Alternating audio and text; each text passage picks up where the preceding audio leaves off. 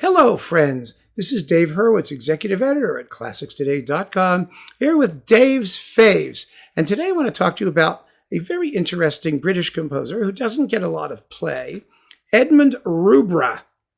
Yeah, some of you have said to me, oh, when are you going to get to Rubbra? Well, that seems to be the story of Rubbra's life. I remember when I was sort of starting out, reading a letter to the editor in Gramophone magazine complaining about the tragic dearth of Rubbra Symphonies on disc. Well, Rubbra is a dearth. That's just the way it goes. The man is a total dearth on wheels. But really, he was a very, very good composer. His music's good, interesting, a little quirky, a little difficult. Rubbra was not his music is essentially romantic in character, tonal, often rigorously contrapuntal. He was a big contrapuntist.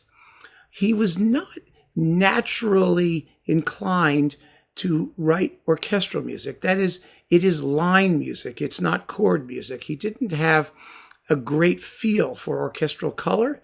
And so his first symphonies, the first three basically, are all about instrumental or orchestral process. They are orchestral works in that they are large works written for the orchestra, but they don't sound particularly colorfully written for the orchestra.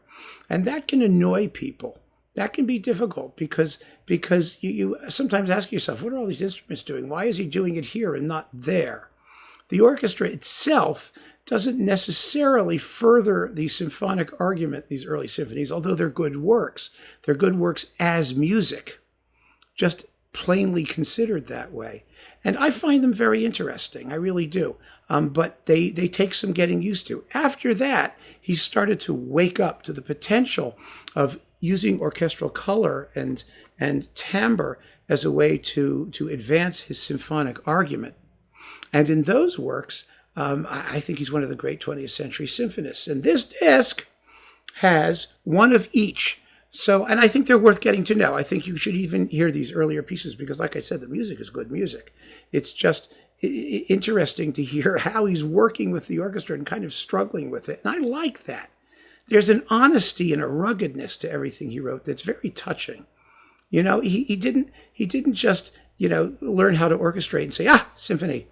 He somehow had to make his peace with the medium and work his way through certain musical issues and problems. And composers like that are sometimes really, really rewarding to listen to. And I think he's one of those guys. So you've got Symphony number 2 and Symphony number 6. Now the 6th is beautiful, absolutely beautiful, full of fetching ideas. And one of the things that I think is so fascinating about the 6th Symphony is to compare it to Sibelius's 3rd.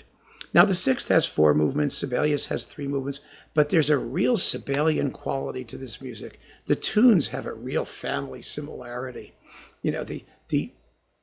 The 3rd Symphony is, da da dum ba da dum bum ba da da da da da da da da da da da dum, and the 6th is yum bum ba da da da da da da da da dum ba da dum ba da da da da. It just sounds like one of those kind of Scandinavian pastoral things in many places.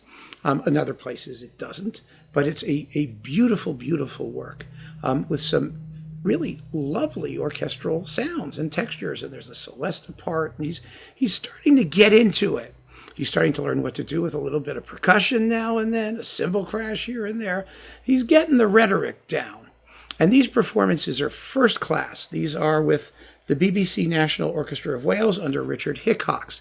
They've done the complete Rubbra Symphony cycle.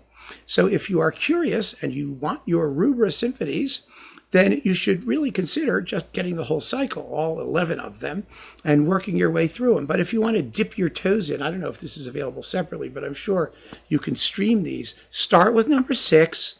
Maybe give number 2 a shot. If you can find the disc and you want physical product, you can go for the disc. But this is a guy who we'll be talking about a little bit more frequently in the not too distant future, I think. And his music is well worth investigating.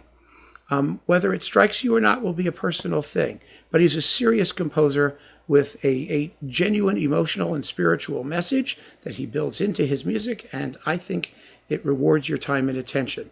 So keep on listening, friends. Thanks for joining me. Take care